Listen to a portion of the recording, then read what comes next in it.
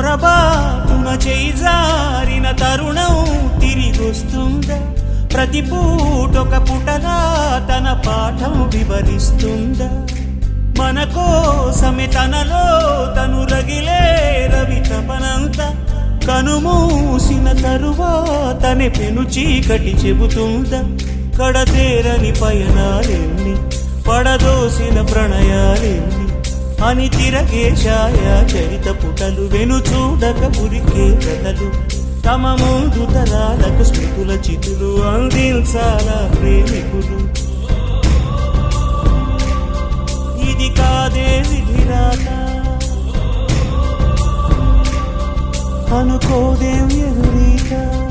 10 నెలలు తనలో నిన్ను మోసిన అమ్మైనా, అప్పుడో ఇప్పుడో కననే కలను.